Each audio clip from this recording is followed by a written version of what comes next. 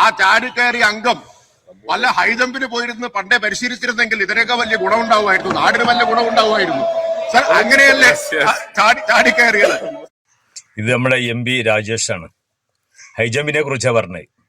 ചാട്ടത്തെ കുറിച്ച് ആർക്കാണ് ക്ലാസ് എടുത്തു കൊടുക്കുന്നത്? പ്രതിപക്ഷത്തിന്. ഇന്നത്തെ UDF ആണ് ക്ലാസ് എടുത്തു കൊടുക്കുന്നത് ഹൈജമ്പിനെ കുറിച്ചിട്ടൊക്കെ. ആർക്കാണ്? നിങ്ങളൊക്കെ കഴിഞ്ഞ നിയമസഭയിൽ നിങ്ങൾ ഉമ്മൻചാണ്ടിൻ്റെ കാലത്ത് നിങ്ങൾ നടത്തിയ ഹൈജമ്പും ഈ ചെയറിലേക്കുള്ള ചാടിക്കയറ്റവും കുതിച്ചു ചാട്ടമൊക്കെ കേരളത്തിലെ ജനങ്ങൾ കണ്ടതാണ്. നിങ്ങളന്ന് ചെയ്ത കാര്യങ്ങളൊക്കെ കരിമ്പൻ തോട്ടത്തിൽ ആനക്കൂട്ടിറങ്ങിയ മതിയല്ലായിരുന്നു നിങ്ങളന്ന്.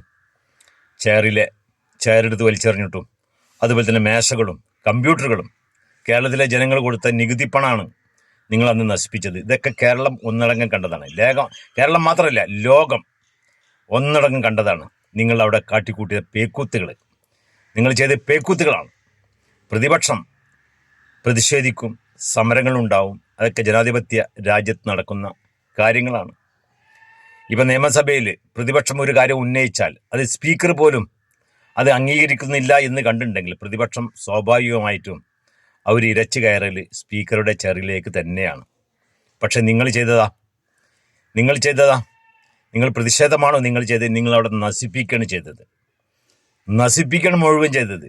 ആ കമ്പ്യൂട്ടറൊക്കെ ആ ഇന്നത്തെ വിദ്യാഭ്യാസ മന്ത്രി ശിവൻകുട്ടി ചെയ്ത കാര്യങ്ങളൊക്കെ, ശിവൻകുട്ടി മാത്രമല്ല, നമ്മുടെ KT ജലീൽ വരെ കൂടെ ഇല്ലായിരുന്ന, അന്ന് ആരും ഉപദേശിക്കാനില്ലായിരുന്നില്ല.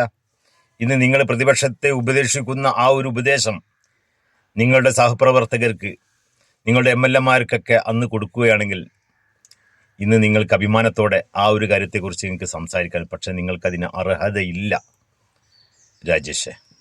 അതാണ് ഇവിടെ കണ്ടത്.